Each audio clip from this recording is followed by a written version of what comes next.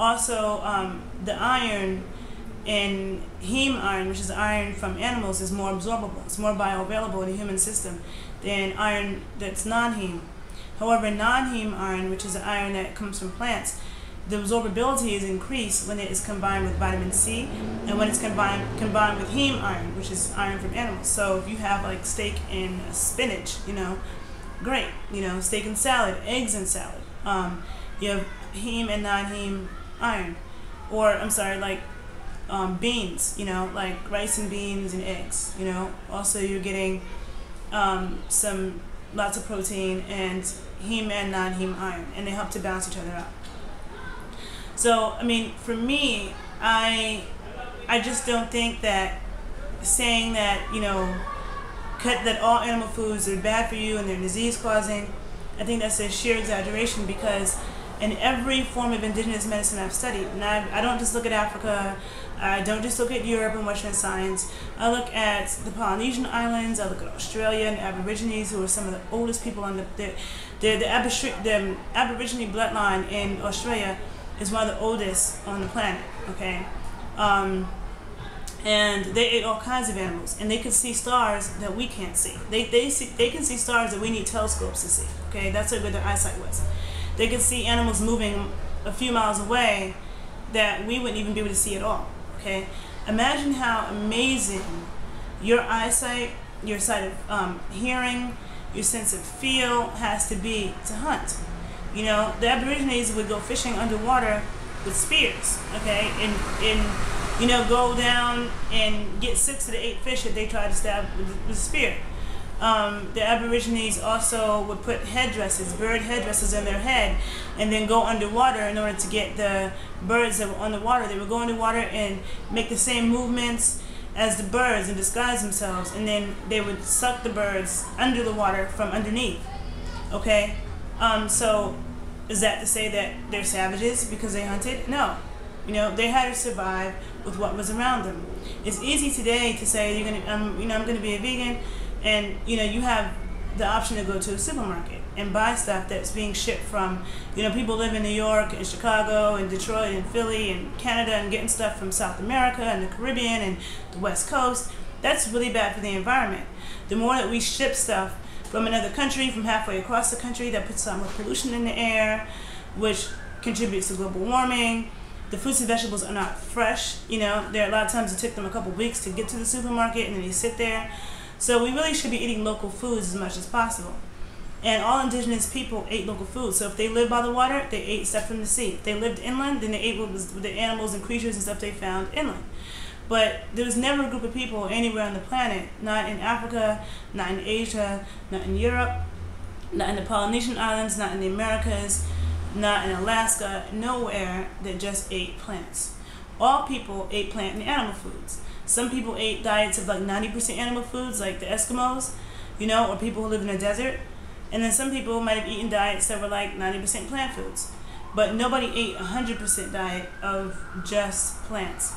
And what has been shown is that a lot of times the people who had the raw milk in their diet had stronger, builds, or people who had that, the organ meats, like the Maasai women were like 6 feet on average, and the men were 7 feet on average, okay? And they could see about 2 miles away. And 6 months prior to a woman conceiving, she would go on a pre-fertility diet of raw milk and blood for 6 months before even getting pregnant, okay? Because when a woman's pregnant, there's a lot of nutrition and nutrients that are needed, that need to be in her system beforehand. So lots of fats and good fats, a lot of animal fats, proteins, iron, B vitamins. And what I found when I look at Native Americans or Asians, they all had pre-fertility diets. The men and the women would go on certain diets prior to conceiving, and they were often very high in animal foods. Like I said, the men a lot of times would consume the testicles of other male animals, and the females would consume the ovaries and eggs of certain animals. Hunting was considered sacred. People sometimes talk about how it's wrong to kill animals, and I think it's wrong to kill anything when you don't do it with permission, okay? Plants are just as much alive as animals. Plants feel just like animals. Plants communicate just like animals. You know, they're both just as alive. And if you take a machete and chop open a coconut or start cutting up an apple, it's not living anymore. It may still be raw, but it's not alive. It's not going to keep growing. It's going to rot. So when people talk about rotten animal flesh, plants can have rotten flesh too. We've all seen rotten apples and rotten peaches. That's rotten flesh. Okay? So, and there are people who do eat raw meat and raw fish and raw eggs. But what I can say is that people have been using fire for thousands of years. And when people discovered fire, when humans discovered fire, it was an amazing thing. And actually our brains started becoming bigger, you know, and we started becoming smarter. So certain foods are better raw, and some foods are better cooked. There are some foods, and if you look all throughout the indigenous world, they always use fire. There's certain roots that will be boiled and boiled for hours, or it could be toxic. You know, certain teas, you know, we don't consume tea raw. We have to use heat, right, to extract the nutrients from the tea. So, you know, some things are better consumed raw, some better consumed cooked. It really comes down to the combination of the foods that we eat and the quality of the foods that we eat. But I do think it's a sheer exaggeration to say that all animal foods are the cause of heart disease and the cause of cancer. I'm sorry, but that's just not the case. Really, the main culprits for autoimmune diseases and cancer and heart disease is actually not animal foods, but foods of plant origin. Sugar being number one, which completely comes from a plant. Sugar feeds cancer cells. Sugar causes a whole lot of problems. Then you have rancid vegetable oils like expeller pressed soybean oil, expeller pressed corn oil. Those expeller pressed oils, which are omega-6, so they're already pro-inflammatory to begin with, and they're highly unstable molecules. So when you cook with them, or you're drinking soy milk and rice milk, look at your rice milk and your soy milks that come from the almond milk, the commercial milks. They have expeller pressed oils in it. Expeller pressed oils are not good. You only want to consume cold pressed oils. Expeller pressed oils are just as bad as trans fats. Okay, they're mutated and they cause severe inflammation and genetic damage in our bodies. Okay, so that is more of a cause. The rancid vegetable oils are more of a cause of heart disease, inflammation, and cancer than any animal fat. Okay, so we're not carnivores and we're not herbivores. We're omnivores. Okay, so in my practice, I've worked with lots of women who've had some serious hormonal problems from being on a strict vegan diet. I've known a few women who have had reproductive problems, and never could conceive, and they have been on vegan diets since they were like very, very young, through their whole childbearing years.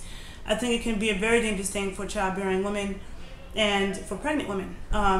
Yes, you can find some women who did have babies and made it through pregnancy on a vegan diet, but we don't know what the long-term effects are of that because it's a very new thing. What I do know is that nobody can show me one person that lived past 100, okay, and was a vegan from the time they were in their mother's womb until the time they died, okay? But there are people on every continent who lived to be well over 100 and consumed an omnivorous diet of both plants and animal foods, and had very healthy, very active, physically strenuous lifestyles. So for me personally, when I recommend things to clients, I don't do it based on theory. I do it based on what is proven, okay? What is proven to work over thousands of years. So I look at epidemiological research, which is who are the healthiest, longest living people currently on the planet. I look at historical research. I look at spiritual research, because yes, there is a spiritual component to food, whether you're talking about plants or animals. They both have spirits, and there's a spiritual component to both, okay? I also look at biological, nutritional, like what are the nutritional needs of this person, and what are the best food sources for them, I also look at it from an archaeological and anthropological perspective. And one of the best researchers on indigenous nutrition is an American dentist named Weston A. Price. He wrote a book called Nutrition and Physical Degeneration, which I've been studying nutrition for over 10 years, and no one has done the kind of research he's done. And all medical students, all dental students, all nutrition students, anybody who's studying anything in the health field should know who Weston A. Price is and the work that he did researching the archaeological remains and taking photos of remote people in the 1930s on every continent, and really analyzing their traditional diets and what happened as soon as they stopped eating their traditional diets.